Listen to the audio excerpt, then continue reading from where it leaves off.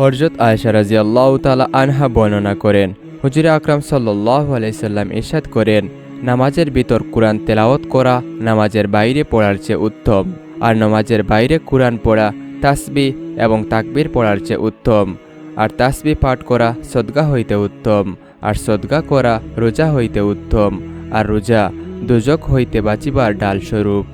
তিলাওয়াত যে কোনো জিকির হইতে শ্রেষ্ঠ, ইহাতে কোনো সন্দেহ নাই, কারণ প্রথমেই বর্ণিত হয়েছে আল্লাহর কালাম অন্যান্য কালামের উপর এত অধিক ফজিলত রাখে, যেমন স্বয়ং আল্লাহর ফজিলত সমস্ত মাখলুকের উপর।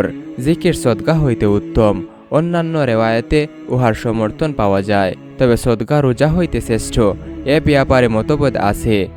মনে রাখতে হবে, সদকা ও রোজার তারতম্য অবস্থা ভেদে হইয়া থাকে, অর্থাৎ কাহারও জন্য সদকা খয়রাত উত্তম, আবার কাহারও জন্য রোজা রাখা উত্তম, ঠিক যেমন কোন অবস্থায় রোজা শ্রেষ্ঠ আবার কোন অবস্থায় সদকা শ্রেষ্ঠ।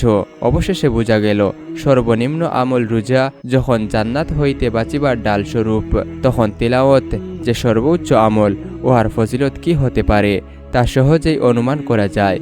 হযরত আলী রাদিয়াল্লাহু তাআলা আনহু হইতে বর্ণিত যে নামাজের মধ্যে দণ্ডায়মান অবস্থায় কুরআন পাঠ করিবে, প্রতি হরফে সে 100 নেকি পাইবে, আর বসিয়া নামাজের মধ্যে পড়িলে 50টি নেকি পাইবে। নামাজের বাইরে অজুর সহিত পড়িলে 25 নেকি ও বিনা অজুতে পড়িলে 10 নেকি করিয়া পাইবে। আর যাহারা না পড়িয়া মনোযোগ সহকারে শুনে, তাহারা প্রতি হরফে 1টি করে নেকি পাইবে। সুবহানাল্লাহ।